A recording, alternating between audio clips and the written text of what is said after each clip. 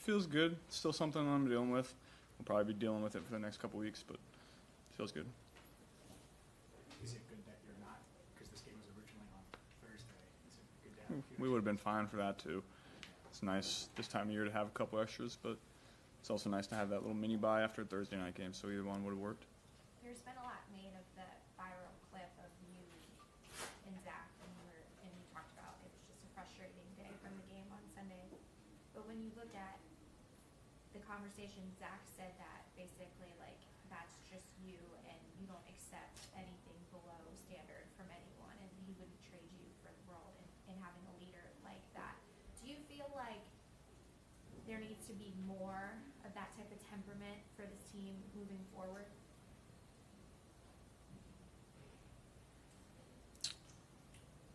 I think we can pick our spots to do that. There's definitely discussions had this week about what was good enough, what wasn't good enough from the game. I can probably do a better job of keeping my emotions in check in that situation. Like I said, it wasn't directed at Zach. It was just just a display of frustration of the day that we had as an offense, and how sloppy it was. And we've had those discussions in-house and talked about what needs to be better and what was great too. You've never been through a season where you've been in this spot really before. You learn, are there things that you're learning about yourself on the fly a little bit in terms of handling some of these situations that are really new to you at this point in the year? Yeah, you just like with anything, you get new reps at things, you grow and you learn from them. There's been a lot of challenges this year, a lot of adversity that we're fighting through, and doing some good things and doing some bad things. So just like any week, you grow and you learn from them, and try to make the most out of it. Can continue to stay disciplined and consistent in what you can do, and try to get better. Joe, like relative to that moment that the TV cameras caught at the end of the game, have you observed in that situation or any others where teammates have maybe responded in a productive way to, and I know you said you weren't singling out any teammates there, but, or it wasn't directed at Zach, but have you just noticed anyone, do you think people take, a cue or a message from moments like that when they see that you're, as a leader of this team, as upset as you were? I hope so. I haven't had any of those direct discussions like that, but I always just try to display a championship mindset, and when things are good and good enough to do what we want to do, then I try to verbalize that, and when things aren't up to standard, in my opinion, I try to verbalize that as well. And like I said, I probably could have done that in a better way on Sunday, but I just hold myself and I hold our team to a high standard, and I expect greatness out of us, and when it's not that, I get frustrated. When it's not that from myself, when it's not that from everybody, I get frustrated. And it started with myself on Sunday. I got really frustrated at the turnovers that I was having, and then we piled on top of that with some mental mistakes, both from myself and from everybody else, and so that was frustrating. And we still did some great things. We put up 31 points on one of the top defenses in the league. We didn't have the ball a ton in the second half, but the first half we were moving it, we were hitting explosives, we were putting it in the end zone. So there was a lot of really good, but also some that wasn't up to standard. How much for you has the season been about making sure that you kind of communicate what the standard should be for everybody in the building, that, making it crystal clear, this is what I expect for us to be able to do week in, week out, over the course of the season? Yeah, you pick your spots to do that. It's been good enough in spots. It hasn't been good enough in spots. We're 6-8. It's obviously not good enough for where we want to be. And you know, we're growing and improving. You know, the young guys are starting to make some plays, so that's exciting. We just got to continue to grow and improve, and you know, control what we can control, and see where the rest plays out. We see you chatting with Lou a lot. In practice, you always make points of moment, say hello, or just kind of have a conversation. What's that relationship been like for you over the years as you've gotten to know him? I love Lou. He's been great for us. He's a good friend to my family. He's a great friend to me. And we talk about football, life, lots of different things. And you know, he's one of the best coaches in the game. He's proven that. It's been a tough year. It's been a tough year for everybody involved. But you know, Lou gets the best out of guys. You know, he brings good energy. He's fun to talk to. You know, I got a lot of respect for him. Joe, what's your biggest takeaway from the first matchup with the Browns? Did some good things and did some things we wish we had back. I don't believe we turned the ball over that day. That was a positive. You can't turn the ball over against that team. You know, defense came up big that game. They played really, really well.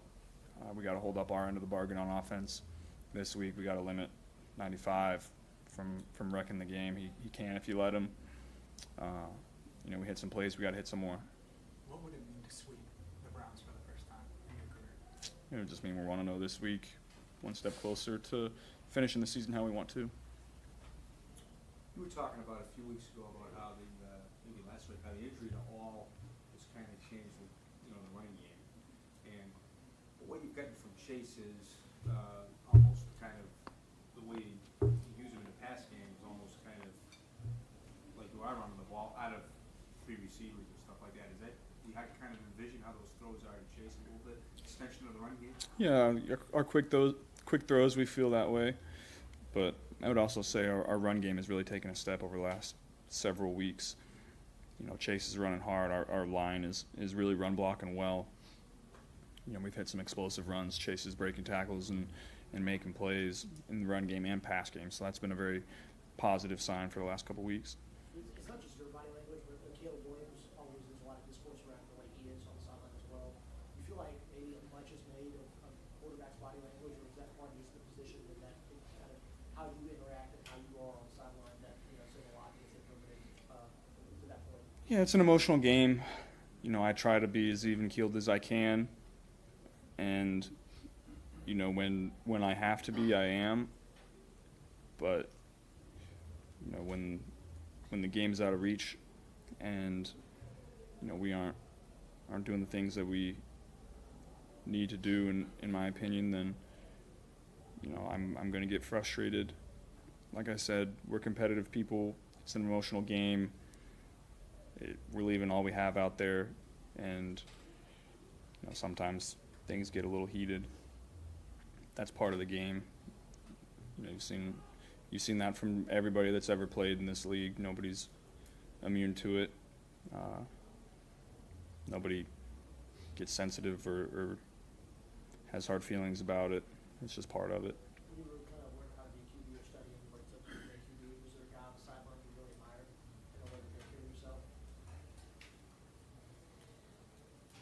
Not anybody in particular, but I remember my dad always talking about people that handle it the right way, people that, you know, we would always watch post-game interviews and he would comment on things here and there.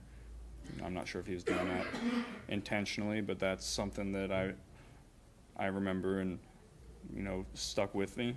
So, you know, those parts of your life shape and mold you into the person that you are. How much has he helped you this season, given that there's been a lot of challenges on the field? My dad? Yeah. Yeah, I mean, my parents are always there for me through good times and bad.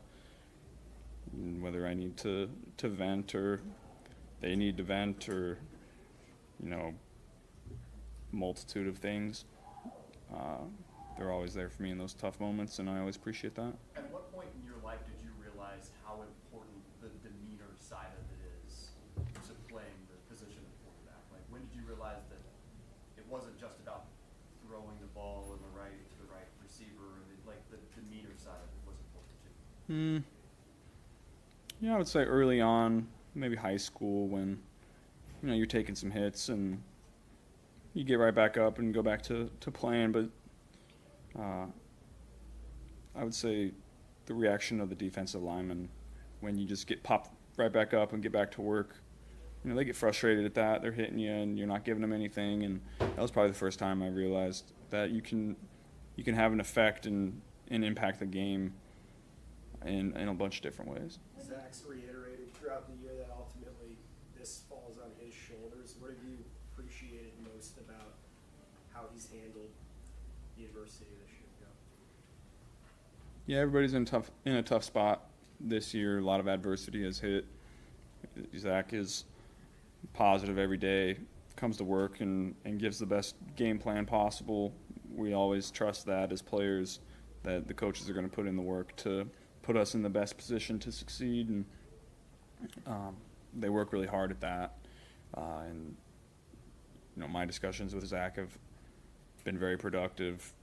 I always appreciate when the coaches get up in front of the team and tell us what's been good enough, what hasn't been good enough, and very clear in that respect. And I think we've done a good job of that.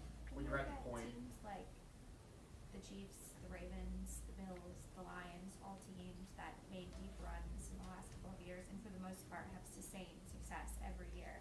Is it frustrating for you that even on the years that when you guys have been very successful, that it's always been we have to claw to get in there at the end of the season, that you guys can't get yourself going earlier in the season so you could have a much different look into December than you have in years past? Yeah, we haven't been good enough at the beginning of the year. That's no secret. We've started pretty similarly every single year, and that's disappointing. There's always been a large emphasis put on that at the beginning of the year, and you get behind the 8 ball, and then you have some injuries, and you get in a bad spot. So we got to be better in those spots at the beginning for sure. Joe, are you paying attention to what needs to happen around you? Obviously, you need to win out to get to the playoffs, but do you know what else? Big game tomorrow. Big game Very tomorrow. aware. when you're at the point where you're at, where you know the playoffs are on the table, but you know you do need a lot of outside help, how much do you allow yourself to pay attention to what's going on around the NFL? I mean, obviously you mentioned tomorrow is a very big game, but how much do you pay attention to those singular things? You pay attention. Usually just after your game, you go and check. Things happen that you needed to happen. This is the time of year that you're always paying attention to that, whether you're in our spot or whether it's seeding and you're already in the playoffs. You're always paying attention. Do you plan to watch that game tomorrow night? Yeah. Until I fall asleep. A little late for me on a Thursday, so I'll usually watch the first half. Go back to what you said earlier about kind of being on the sideline. Do you take a lot of pride in not letting folks know if you've been hit hard, or like if the hit got to you a little bit? Do you take a lot of pride in not showing that? Yeah, I do. I think you can, like I said, you can impact the game that way. Defensive linemen get frustrated when you get the ball out or you get hit, and you get back up and you come back and do it again and continue to take them, and you don't react to it. That's frustrating to a defense, and I take pride in doing that. Do any defensive linemen ever say anything to you? Like at some point, is this going to hurt? Like, do they end up making a comment to you over the course of the game? Sometimes here and there, yeah. Back to when you and your dad were observing quarterbacks, who stood out to you? Who was the guy that made a big impression on you as you're growing up? We would always talk about Peyton, Tom, and Drew Brees. Drew Brees was my favorite quarterback growing up, and obviously I was a big fan of Peyton and Tom too, and they did it the right way, handled their careers the right way, never threw anybody under the bus, always had the demeanor and that you want to see from a quarterback. And just like I said before, it's those guys get heated on the sideline too, and that's part of the game. You can go see clips of all those guys getting frustrated. That's we put a lot into this. We work really hard to go out and play well on Sundays and put ourselves and our bodies in a great position to go out and perform. And when you don't feel like things are up to the standard, that gets frustrating, because we put so much work into this, and emotions run high. It's an emotional game. You mentioned three guys, those three guys you mentioned. You've been in that, they've been in the conversation with you this last month. Does that caught your eye? The numbers you've been putting up have been right there with those guys? I haven't seen anything. I know I'm putting up good numbers this month. That's about all I know. I don't know about any comparisons or anything like that. Do you think your reaction the other day is the same when you're in year 2 or year 3, or do you think part of it is? I think there were a lot of different things that went into it. I think if that's a close game in it till the end, that's not how I'm reacting in that situation. Usually what happens when I get that frustrated is I'm frustrated in my own mistakes to start, and then we have control of a game against a team that I feel like we're better than, and if we're not playing up to my standard against a team like that, then that you have the luxury of being a little emotional on the sideline in that situation because the game's out of reach, and you don't have to go back out there and make a play to win the game. So I think there's a lot of different things that go into it. What was Zach saying to you to try and settle you down or offer perspective? He was just trying to tell me to be happy with the win, and I appreciate that about him because I can get lost in, just like everybody can, you get lost in the adversity of the season. You can't take winning for granted, and I've tried to get better at that, and Zach tries to help me get better at that, and I appreciate that about him. And it's tough for me sometimes. I want to be great. I want us to be great, and on offense, I want us to be perfect. And if we're not, that gets frustrating to me. And I do need to be better at just, if we win, be happy about it. It's hard to win in this league.